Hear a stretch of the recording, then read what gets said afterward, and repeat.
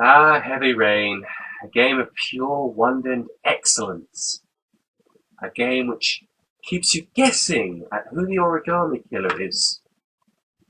A game which keeps you controls like screw this. This game controls like Mecha on speed. I didn't realize you turned the camera on, Mecha. I know, I thought it would be amusing to record you talking to yourself, and I was right. Mecha, not even you, with your control over technology, will be able to control this game. Well, damn it! You know what, Mecha? If I was to develop a game, I would develop it with fluid controls and just as many as intriguing story choices, actually, as this game, yeah. And with 2D graphics, just for the hell of it. And it would still be better than this pile of garbage.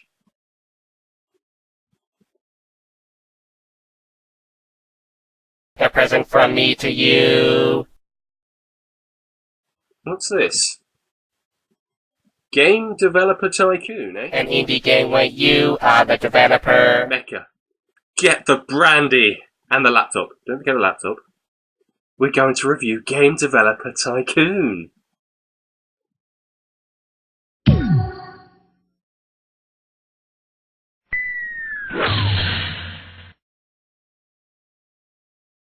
I'm Smaz. I am Mecha. And we're Mechanix Gaming Reviews, a show where we review the indie games, the game maker games, and the downright weird fan games of the net.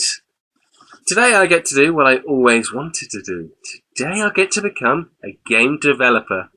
I can't wait. Wait, what's this? What the hell is... You know what? Never mind.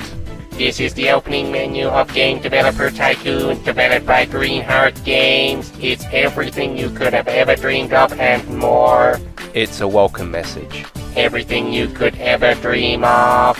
It's a welcome message in a basement.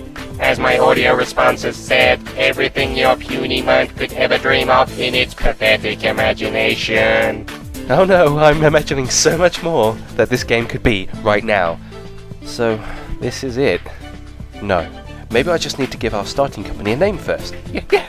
Mechanix Gaming, evidently, with me, Smaz, developing. Mecha, give me the rundown. Tell me what this game actually is. Game Developer Tycoon starts you out in a basement as a lone game developer in the 1980s. As a pathetic lone human, you work your way up through developing games and earning more money. Through point-and-click menus? Precisely. I was expecting, well, you know, actual game creation. You did not pay attention to the title, you simpleton. You are a tycoon which strives to make money through targeting specific audiences and building your company up. Like business? The game is all about business. Oh, I'm so glad you chucked this out my head. Silence, scum! The game is handled incredibly well, providing an accurate depiction of video game formats of the time, and this is all handled through clicking on different menus and options. So, to start a new game, I click here, pick a name that suits. Well, so I suppose Mecha's face suits the simplicity of this game so far. Anger building.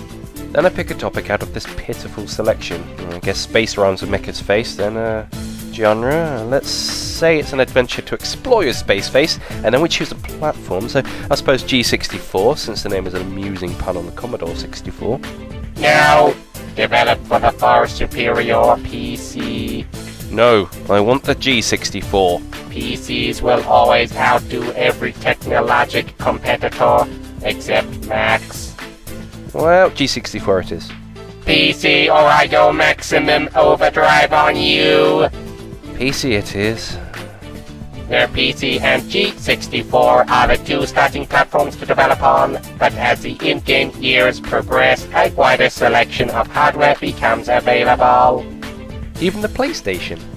The Play system does become available. Each console will come with a strange twist on their real-life versions, such as the Game Sphere. A GameCube that can roll around. Yeah, I'd actually buy that. Next, you choose which graphical application you want. such as text-only, 2D variants, and later 3D variants. Well, words are the opiate of all language, so 2D graphics are superior. So then we get to choose 3 factors to a game's creation in its early days. One is to choose to focus development on the engine, another is to focus on the gameplay, and the other is to focus on story or quests. As I'm making a space adventure, I'm going to focus on the game's engine and balance out the other 2, I think. And then I poop out 2 bubbles, of course. Machines have no need to poop. These bubbles are game points used to add to technology and design throughout the game's development. Of course. I take it a good balance is needed to achieve perfection. No, only Mecha is perfection. Ah, so you're not technologically minded. Right, good. I see your face has developed some bugs.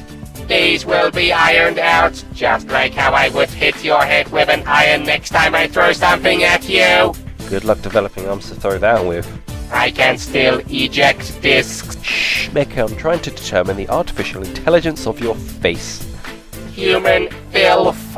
And that proves the dialogue doesn't need to be high. So there we go, development phase 2 and more poop bubbles to fill up the game's progression meter at the top of the screen. The third and final stage of game development involves focusing on the game world design, the graphical integrity, and the background sound. As you progress through the game, you will also gain many more features to contribute to these sections. As a Mecha Processor Unit 9001, I am fully equipped with all the gadgets necessary to achieve an excellent game on my own. Well, we'll let you prove that in a bit first.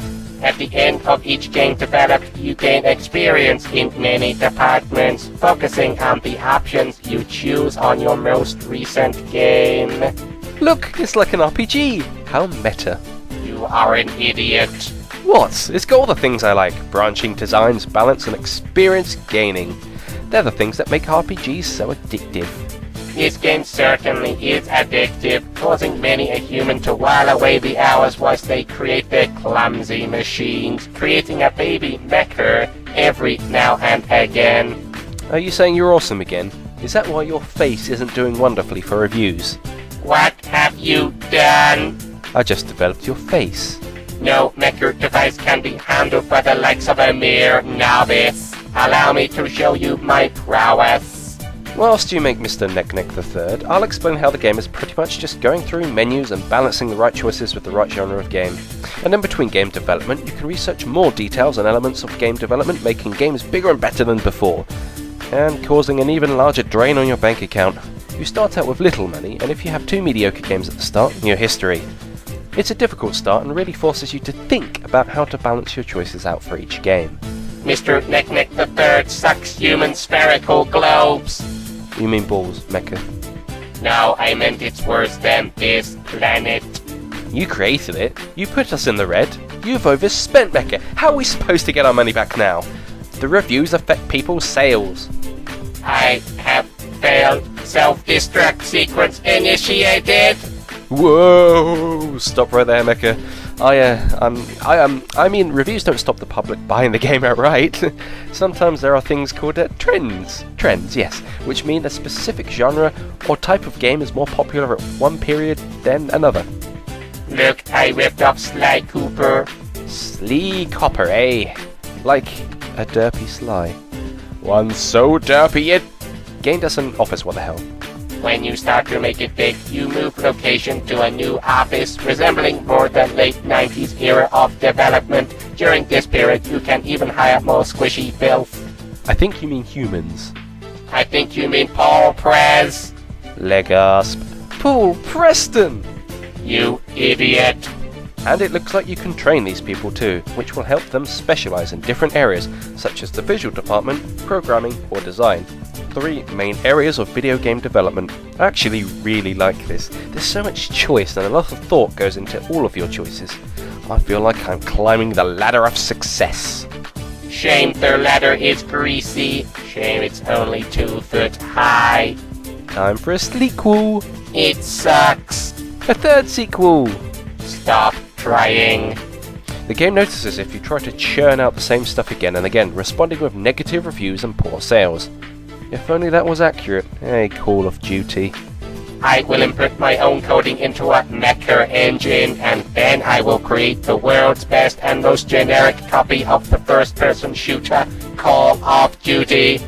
With my infinite imagination and wit, I shall call this successful game. Call of Shooty. Correct. I actually feel a strong desire to want this game to do badly. So bad that it will bankrupt us into... Well, sod it all. With this kind of money, I will soon move to the third-tier office and rule the world! Not before I decide I want to see how JT Star do. You know, that company that developed Tighter Gasman for our first review? Apparently, they've got a new game up and coming called Tim the Flazo. Get on with it. Whatever. I have no idea on the details, but let's put our all into it. With the Mecha engine. Yes, you can create your own awesome engines, but watch out for those costs. We will create Tim the Awesome. Now that's what I'm talking about. Your accent sucks. Shut up. That's no accent, that's just... You. Ugh, there's no winning with you. You know what else sucks? The audio in this game. No, really. You get one wonderfully dull tune that just sort of trundles along in the background like a Sims game. It's not an interesting tune of any kind, more ambient. Every so now and again you notice it, then you want to forget it, since it's just irritating and there. Luckily, it's soon lost amongst all the pops of the poop bubbles for development.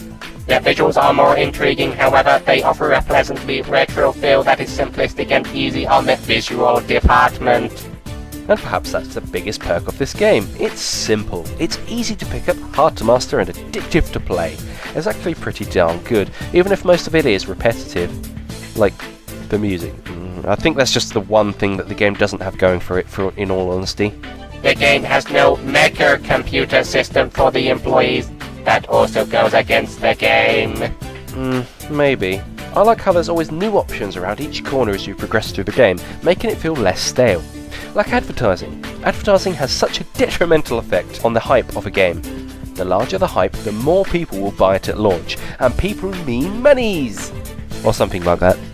Indeed, I wish to exploit you, Smaz, to the trade market, selling you for wonderful oil and gold plating. The name's Smaz. Smaz! You always get that wrong. I sometimes wonder if it's intentional.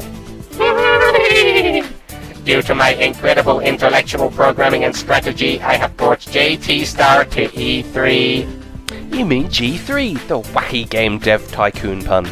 A small booth, medium booth, or large booth can be chosen to pique interest at G3, creating more hype for a game currently in development. Tactics are employed to ensure outgoing expenditure is not wasted on the incorrect sized booth, and also on marketing during trend periods. G3 is excellent for game sales. So, what do you think, Mecha? Yay or nay to Game Developer Tycoon? I will not stoop to your level. I'll take that as a yay. I also yay this game.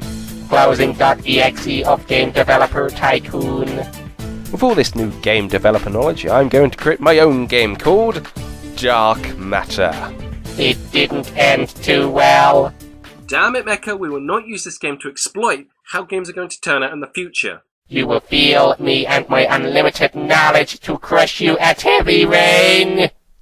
Heavy fail?